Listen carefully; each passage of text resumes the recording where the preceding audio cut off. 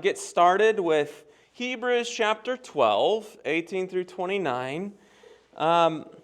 Just so that everyone's aware, my goal is to try and get through Hebrews before Rachel gives birth. Which is... Go a little bit faster. Yeah, I know. I need to pick it up a little bit, don't I? And then after that, I do have a study on one of our Lutheran confessions called the Formula of Concord. And so we'll be going over some of the theology that's in there. I think it's the epitome. Yeah, the shorter, yeah. So just so you know where we're going next for Bible study after this. It'll be more topical in its approach rather than just going straight through a book of the Bible.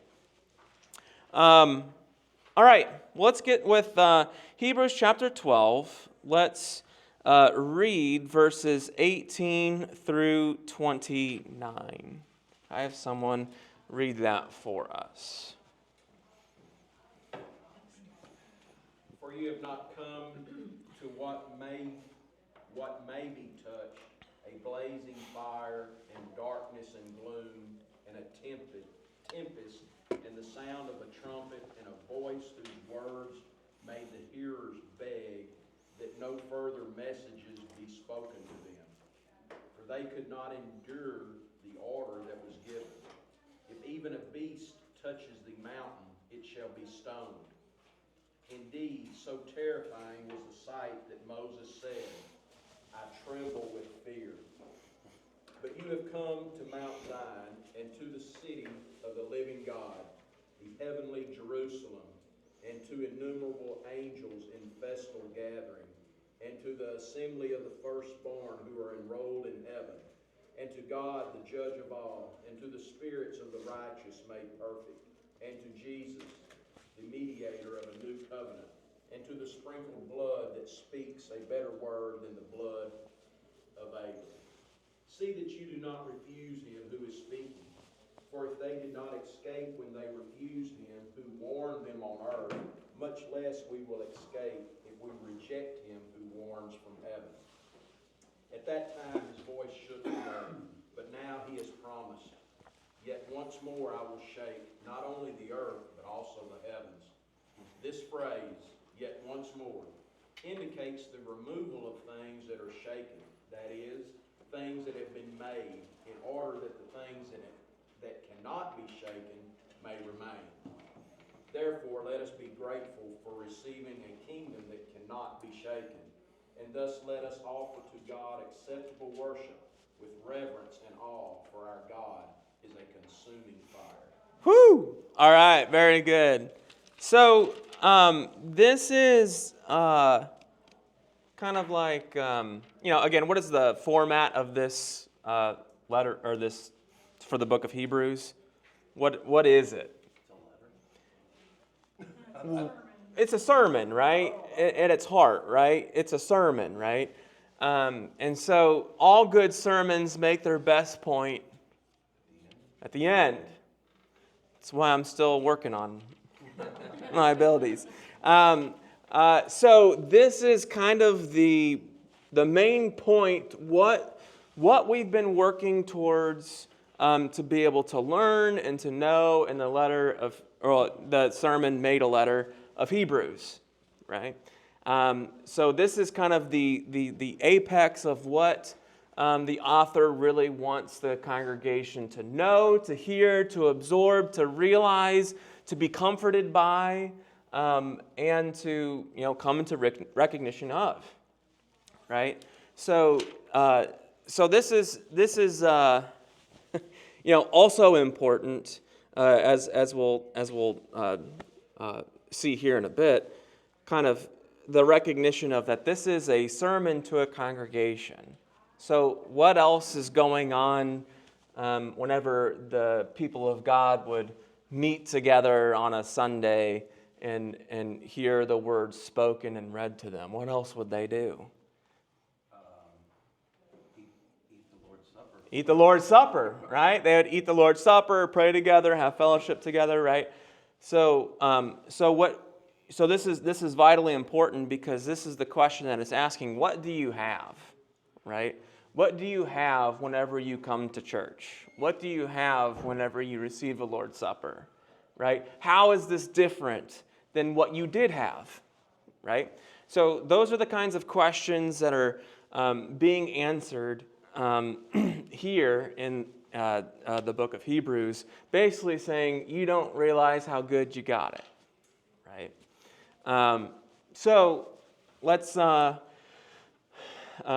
break it down a little bit. So within that section that we just read, there's kind of 4 different points or units, you might say, within that section that communicate specific things.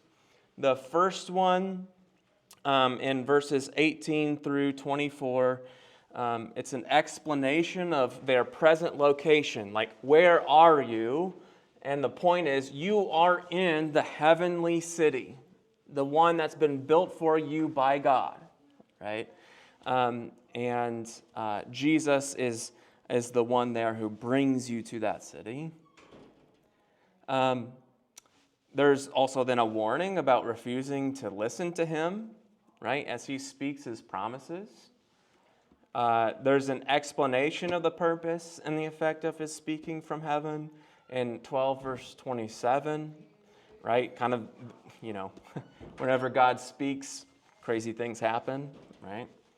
And then finally, a concluding appeal to faithful participation in the divine service, there in the last 2 verses.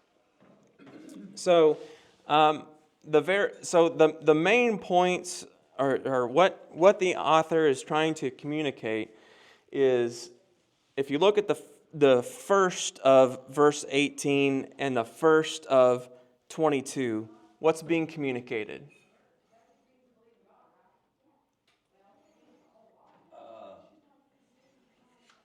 Well, there's a contrast. Okay. Between Mount Zion and Mount Sinai. Yeah. The difference. Right. Well, basically between law and gospel. Okay, very good, right? So the author is setting up a contrast between Mount Sinai and what happened on Mount Sinai. The law was given. A lot, yeah. Yeah, the law was given from God to the people, right? Specifically the 10 Commandments, and we'll go over that here in a second. And then Mount Zion, hey, that's our church's name, is what? Pretty cool. Yeah, that's basically it, right? Yeah, I mean, there's always the conversation, well, is Mount Zion a real place? And it's like, well, yes, but also no. It's more of a... Cosmic, isn't it? Yeah, it's metaphorical, spiritual, and it's... Yeah, it's kind of like... the way that the Scriptures, the Old Testament, speaks about Mount Zion, it's a place of God's dwelling, his comforting the people. It's a place of divine bliss, if you will. And so essentially, this is what God is always trying to bring his people towards.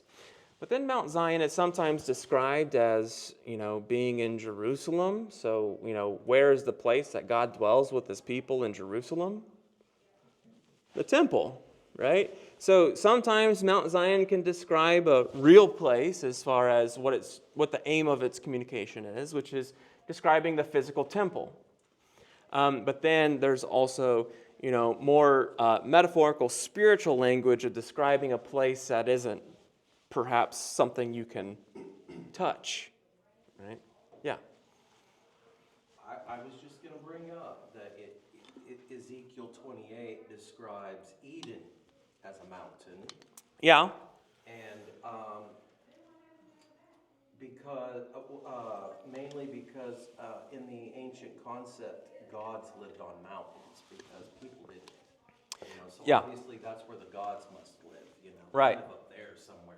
Right, and in the heavenly places, Right. heavenly spaces, places where mankind can't have agriculture and grow, what they need to survive. Right, they need to be down by the water, by the valleys, But to bring it to Hebrews, though,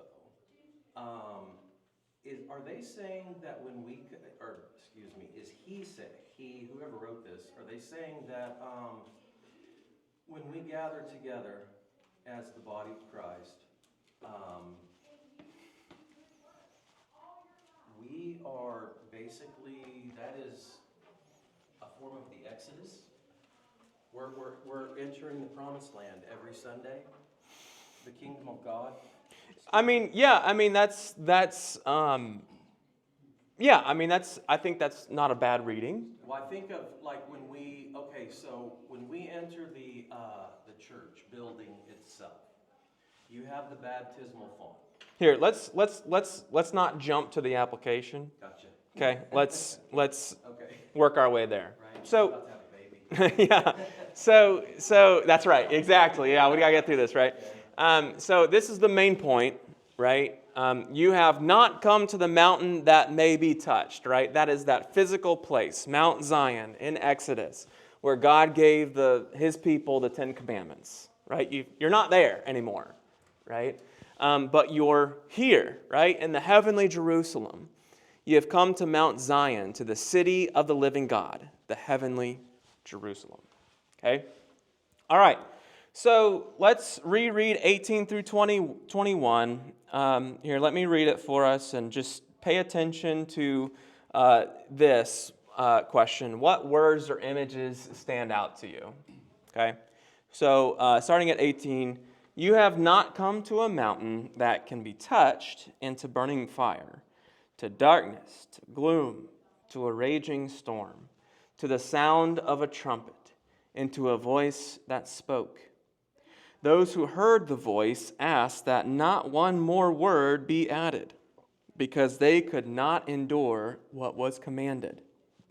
Even an animal touches the mountain, it must be stoned. The sight was so terrifying that even Moses said, I am trembling with fear. All right, so what images stand out? What phrases, what words stand out? Burning with fire. Ooh, yeah. Okay, burning with fire. Gloom, storm, fear. Very good. Trumpets and a voice, right? Okay. A scary voice. Yeah, apparently, because everybody was afraid, right? And then finally, one more thing. Whenever we talk about right, whenever we talk about encountering God, we normally think of it in terms of like the New Testament idea of encountering God, where Jesus says, "I am the light of the world." But what is this encounter of God characterized by? Yeah. Well, but it's not bright, though, is how it's described, but actually dark, right? It's gloomy, it's dark, it's storms, tempests, all the stuff, right? So, The description of Judgment Day. yeah, this is Day of the Lord. yeah, this is kind of like a doom and gloom judgment kind of scenario. All this description. Okay, so I guess next question. What do all these descriptions have in common? Fear. Say it again. Fear. Okay, fear. Judgment. What does it say in their beginning? This is a mountain that you can. Can't touch it. Yeah, that you can touch, right? It's a physical.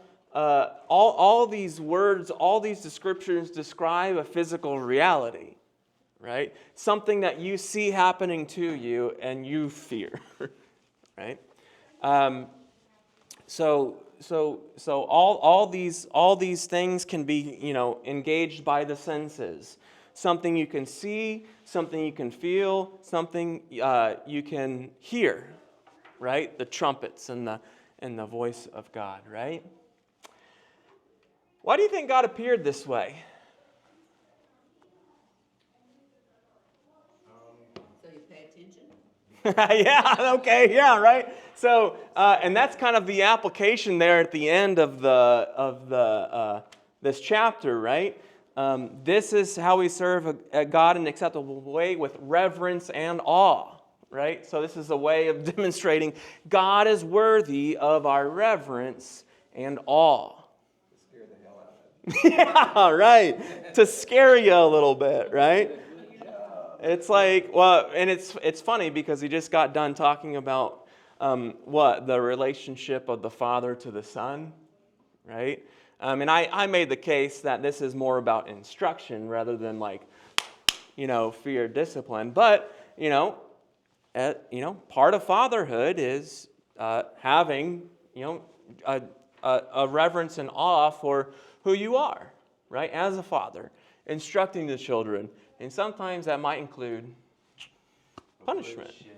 Yeah, that's right. So yeah, certainly, I think God is trying to draw us into recognition of what He's deserving of, reverence and awe. What else?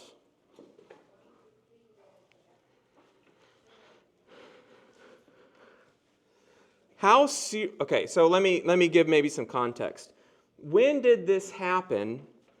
Or when maybe look at your footnotes in your Bible. Maybe it'll explain. Where is this happening in the Bible? What chapter or what book and chapter? Exodus. Okay, chapter 19. Right? What happens? All you good Lutherans know this. What happens in chapter 20? The Ten Commandments, right? So all these things are happening to God's people right before they receive the Ten Commandments. How important is it to follow these words? Very. So important that I'm going to come to you in probably the scariest way imaginable, right? To bring your attention to what I'm about to say to you. Okay? All right, so I think we already kind of did the list already. So there's, something that may be touched, that is a tangible mountain. That's a feature of this section. A blazing fire and darkness and gloom, a storm cloud, a blast of a horn, and God's voice with utterances.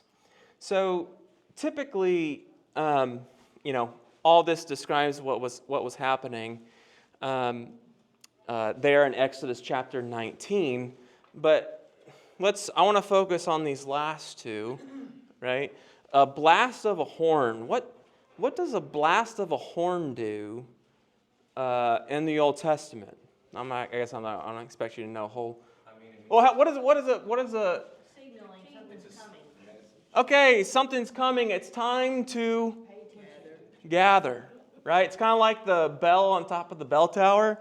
Back in the day, whenever farmers were farming, the bell is, all right, here we go. We're about to start church, right? And then even there's a tradition, too, that during the Lord's Prayer, after each petition, you would ring the bell once to signal out to the farmers in the field, hey, we're praying the Lord's Prayer, and we're right here, and right here, and right here, as they prayed along. So it's a gathering thing, right? The sound of a trumpet is a gathering thing. And here it's done to gather to meet God. 2 Thessalonians. That's what's going to happen when He comes again. Yeah? Sound of a trumpet. Yeah. Exactly. Yeah. At the second coming of Christ, the trumpets will sound. Yeah, that's right. That's right. And so with this trumpet sounding, how is this different than the other ways that the people of God that God's people had encountered Him?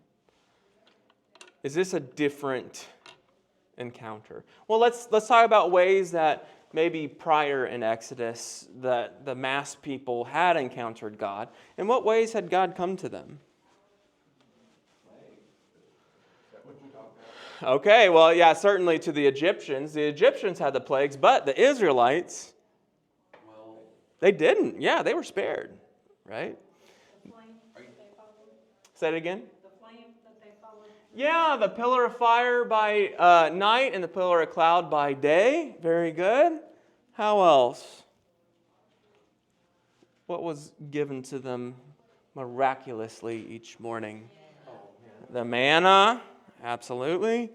So every time that God had, I mean, this isn't, I wouldn't say like an encounter of presence per se, but anytime God had encountered them, it was for their good, their benefit, right?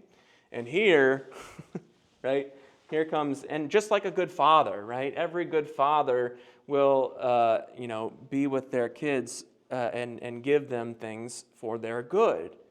But then there's a time whenever you really need to listen to my words right now, right? And this is one of these moments. I'm going to blast the horn. I'm going to meet with you in a way that is different and unique. The full-on presence of God to a sinner is scary, right? There's a reason why every time angels came to the disciples or the women in the New Testament, what's the first thing they said? Don't be afraid. Do not fear, right? Because it's scary, right? And so here God is coming to the people and meeting with them. A meeting place has been gathered. And, then there's God's voice, right? This is actually, so this is pretty unique, actually, in terms of the Old Testament history. Who heard the Ten Commandments spoken? and Joshua was there, and there were 70 elders somewhere around the big. So that's later in Exodus. Oh, okay. Everyone did. Everyone did. Everyone heard the voice of the Ten Commandments. And after God was done speaking the Ten Commandments, then they were like, We don't want to hear it no more. we don't want to hear it no more. I'm too scared. How about Moses be the guy who intercedes between God and us, right? So they wanted Moses to be their intercessor because hearing God's voice was too overwhelming, right? They had to have a mediator, right? Okay, so why do you think that the author spends so much time speaking about Mount Sinai? Why spend so much time talking about Mount Sinai? Or why spend so much time like he did in the earlier part of the book talking about the Old Covenant? You know, how we have goats and bulls, bloods making sacrifice for the people. Yeah, okay, this is where they're coming from, right? These are people who new Christians, right? They knew the Old Testament better than they knew. Well, they didn't have the New Testament yet, right? All they had was the Old Testament, and so here Paul, I did it. Paul, I think I'm being convinced that it's Paul, is speaking to this people to show them that you're encountering into something new. This is new. Not altogether new.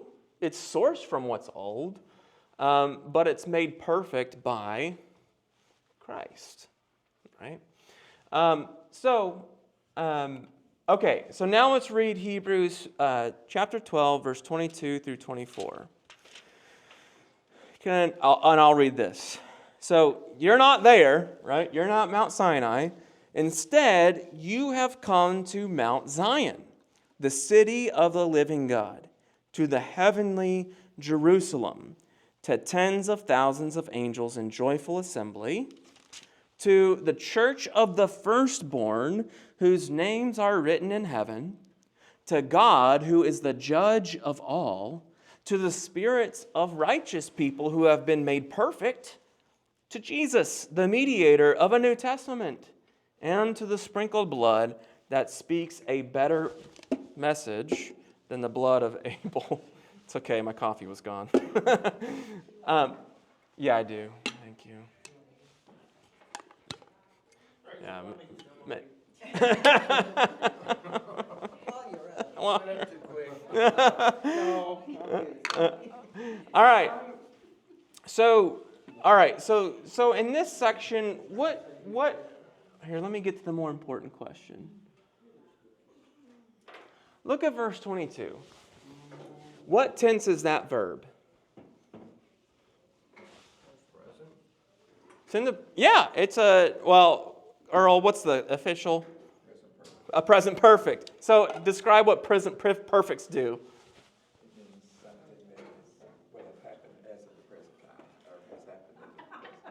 Yeah, something that happened in the past is influencing the present time, right? So you have come to Mount Zion. Where are they right now? They're probably in somebody's house. Okay, In Jerusalem. and it's not the thing that you touch, right? That makes it important. It's what you are receiving. Remember, this is the context of a sermon, right? This is a sermon. So what else is they about to receive? The Lord's Supper, right? They're having church, right?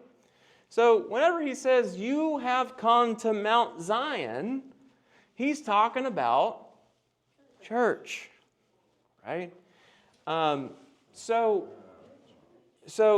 this is the apex of, and this makes sense of a lot of what the author had been saying, in chapter 10, do not neglect to meet together, as is the habit of some, right? He's talking about church. Well, okay. And so why so it's more of a here we are gathering together, not just for fellowship, right, but to receive the goods, right, to have heaven on earth, right, to be in the heavenly Jerusalem. Yeah. Okay, so if he's comparing Mount Zion, like the heavenly Mount Zion, or contrasting, with earthly Mount Sinai, Okay. why did he use the blood of Abel instead of the blood of a lamb or goat or any kind of sacrifice? Yeah. So, okay. We talked about this whenever we were examining the beginning of Hebrews chapter 11. Was Abel mentioned there? I can't remember. He was, right? At chapter 11. Yeah, he was the first saint mentioned. By faith, Abel offered a better sacrifice than Cain. Why is Abel's blood significant?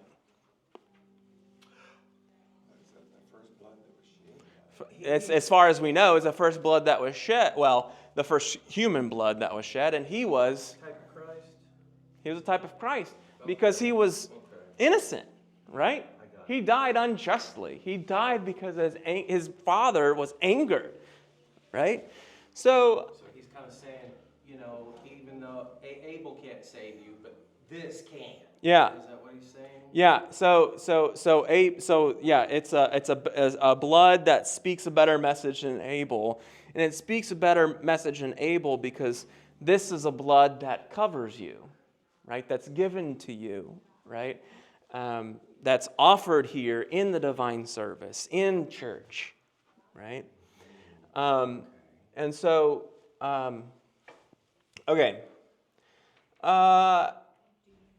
And then, which person in this list, or which person mentioned here makes this access to God possible? Jesus, of course, right? As it says there, To Jesus, the mediator of a new testament, a new covenant. I like the language of covenant better than testament. And where does he give that new covenant? Or when does he give that new covenant? In history, in the Bible? Say again?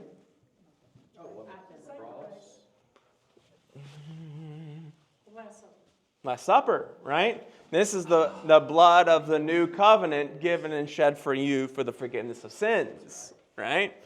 So this is a new covenant, a New Testament that's made by the one who's died, as Hebrew has said earlier. And here he is giving this new covenant to the people through his blood in church, in the divine service. So, thank God for Ray Roth. One thing that he said was, Pastor, the best thing you ever did at Zion was have the Lord's Supper every single Sunday. I said, you got it. You recognize, right?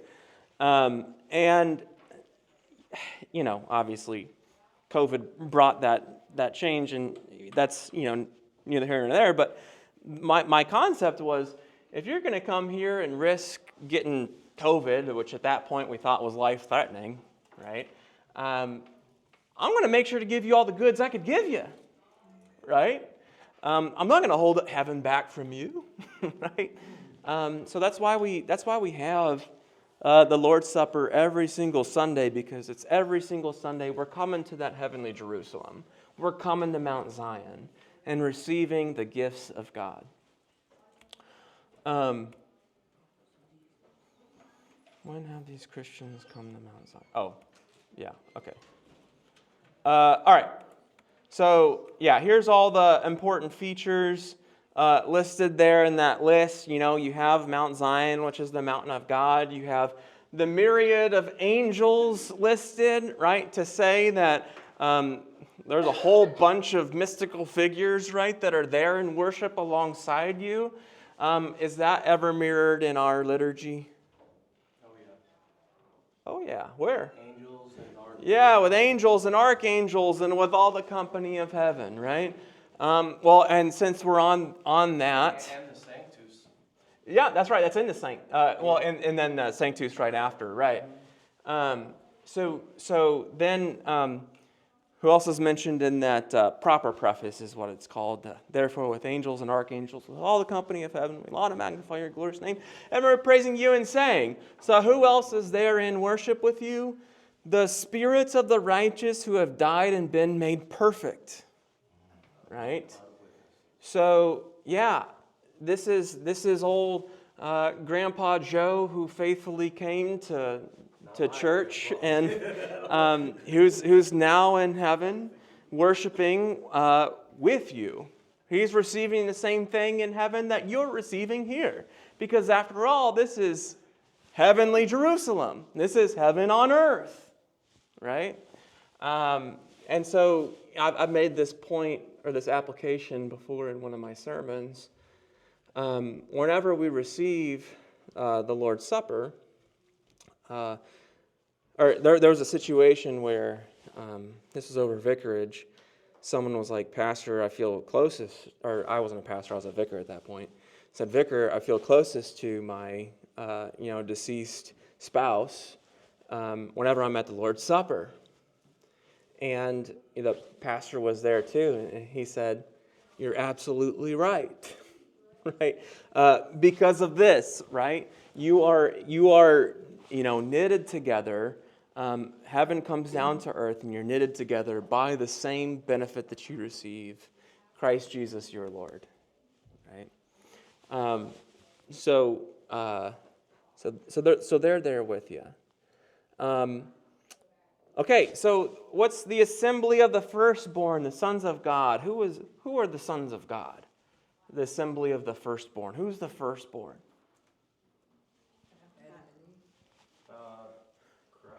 Christ is the You are. Yeah, you guys are.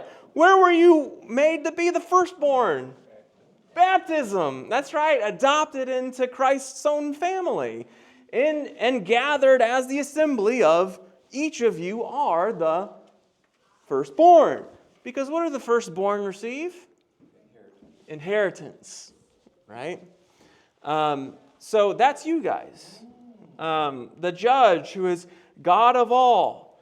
The spirits of the righteous, the mediator of a new covenant, Jesus, and the blood of sprinkling that speaks something better than Abel. All right? So there's a compare and contrasting between Jesus and his blood that's given in the divine service with the historical appearing of God at Mount Sinai. And the word that was spoken by God at Mount Sinai, one of the reasons why it was so terrifying is because were we ever able to live up to those words or fulfill those words?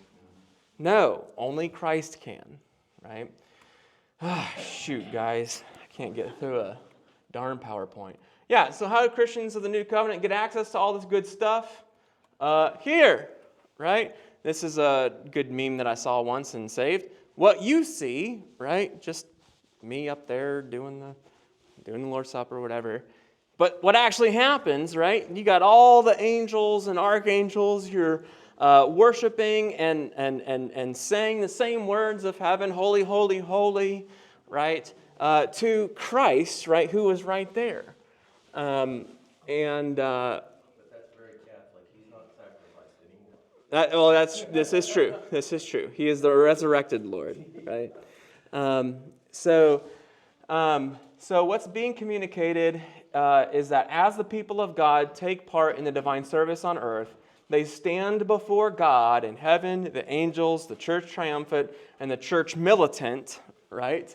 So that is, it's the saints who've died, but also you're connected in a real way to St. John's down the street, right? Or St. John in Wheaton, Illinois, which is where Rachel's from, right? We're connected to the other church militant here on earth through what's given in the divine service. It's like, well, I don't want to get on a tangent. I got to get through this. So other things that are being said, don't refuse him who is speaking.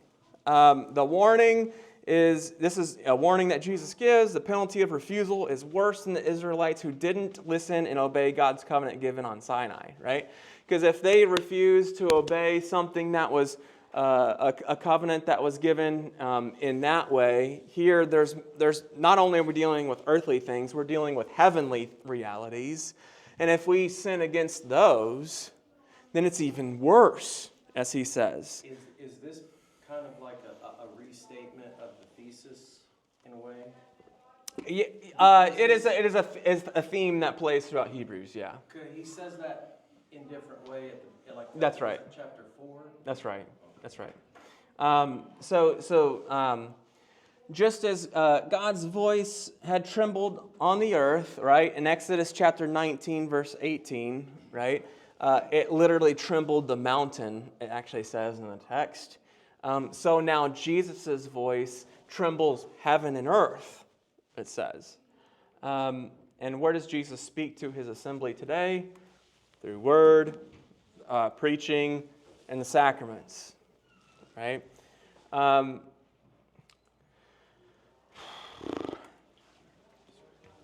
do I want to end on? So, the ending is basically saying, "Come on in," and the water's fine, right?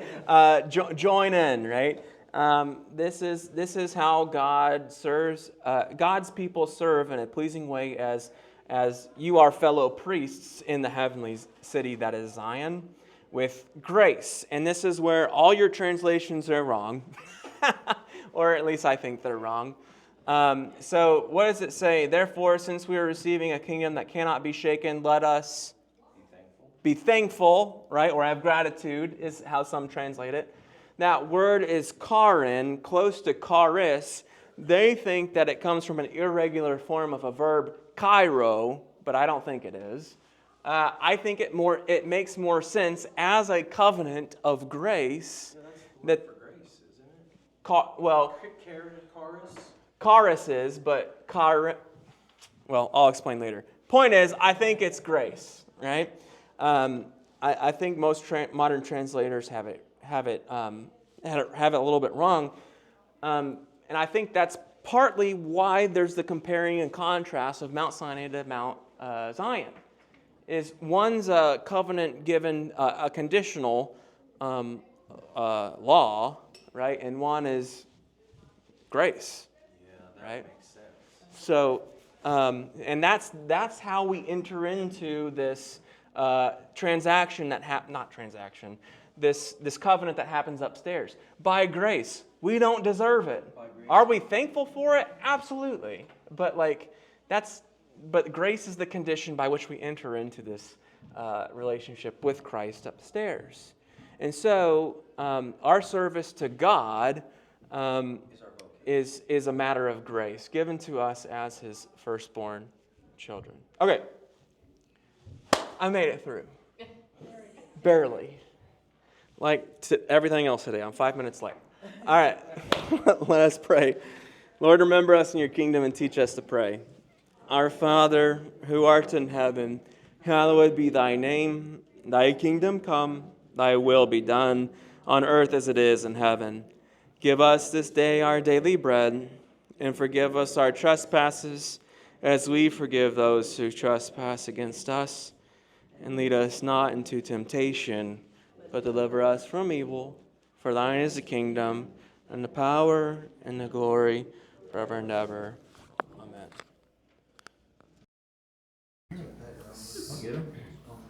So real quick, Craig, the form is Chiron in the scriptures. That charis is grace, and what they were thinking it comes from is Cairo. So the A and the I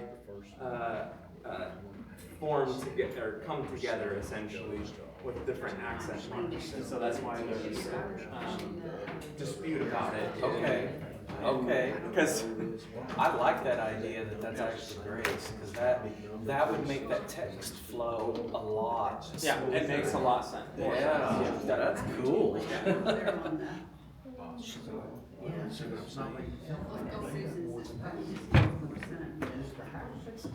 state needs to pay this, or this state needs to pay that off, and used all compared to what was left. I noticed all Phyllis. That would make it cheaper. I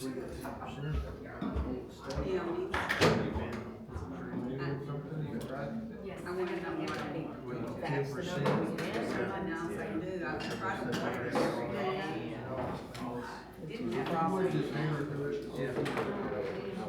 Oh, just one night, oh, okay. I guess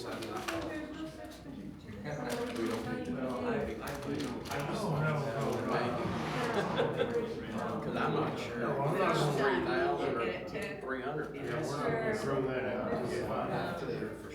I'm pretty sure we don't do the whole. I don't know.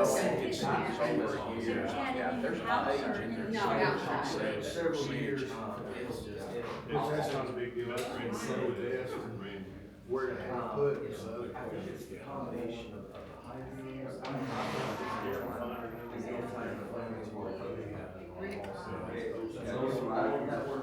Yeah, that's something that, I know we missed One thing we want to do first, once we figure it out, is not. Rick Hollis is black. Unfortunately, Put the church tax. Automatic,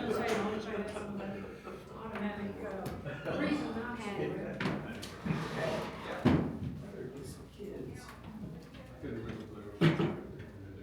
Yes.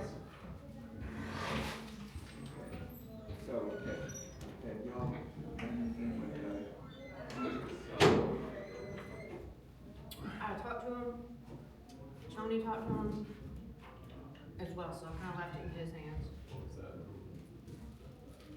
The lynchings. Wilsons are trying to get rid of a pig, but I don't know, Tony was talking to him about it. Because the lynches don't have anything, because they still use theirs after the fair. because they have something like October, Batteries, probably November. low. Yeah, I couldn't find a battery. They won't be done with theirs till November. It's laying there with a big head.